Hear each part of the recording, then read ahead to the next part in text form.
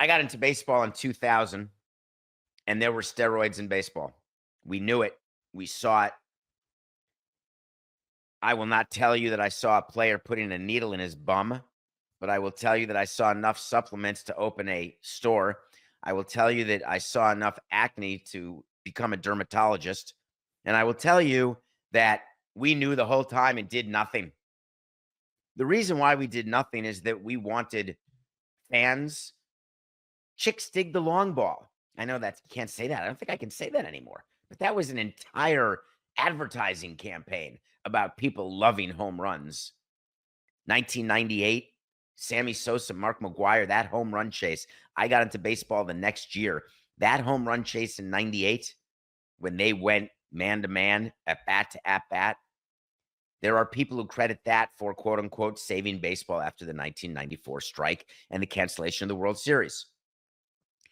It is entirely disingenuous for any owner to look at any player who is an alum of that team and say, hey, I didn't know, or I'm angry with you.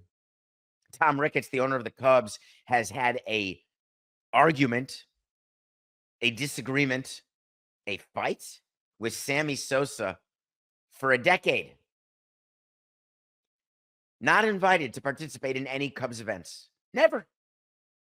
Because the view was that Sammy Sosa lied about doing steroids.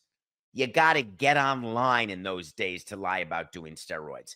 They all lied. We all lied.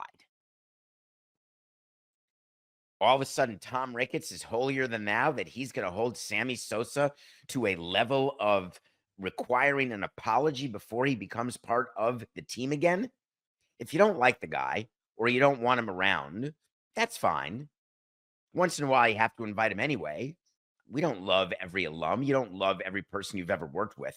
But to position it as requiring an apology for something that you were not only complacent of, but you were actually encouraging.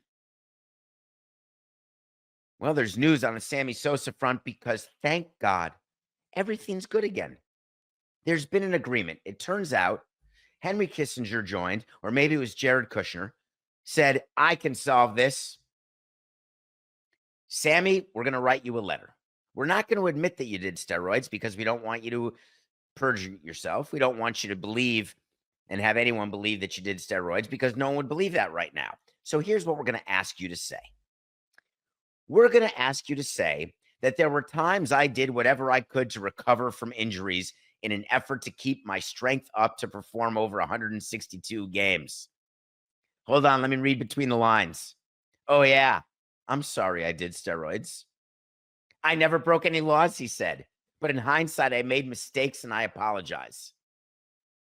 He wanted you all to know that he left it all on the field for the Cubs. That's what Sammy needed for this statement. I love to see the fans at Wrigley and right field. That's what Sammy needed for the statement.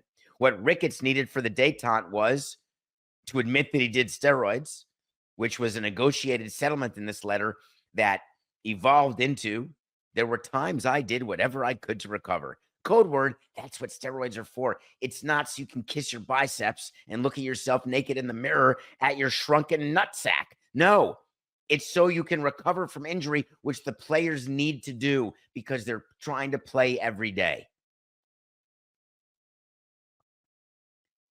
Cubs fans are the best in the world, Sammy continued to say. And we can't change the past, but the future's bright. Well, guess what, Sammy? You're now invited to Cubs convention because you issued the apology. Jesse Rogers did a whole thing on this on ESPN. Tom Ricketts has forgiven you. Listen to what Tom Ricketts said.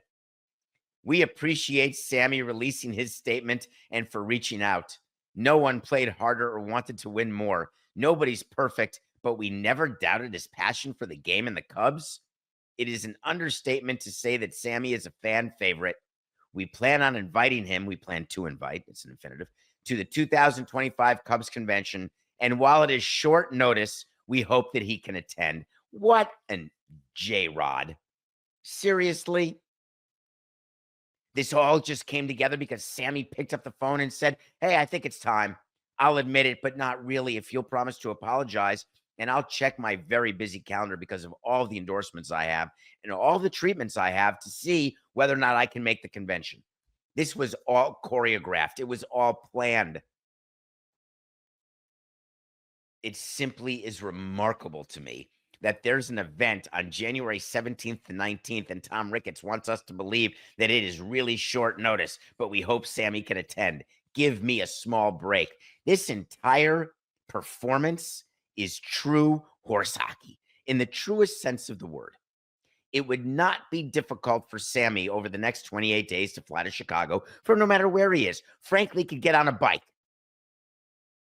Why now? What do the Cubs need now that they don't have? Oh, yeah. Are they coming off a bad season where they spent a ton of money on Craig Counsell and then the Brewers made the playoffs and they didn't?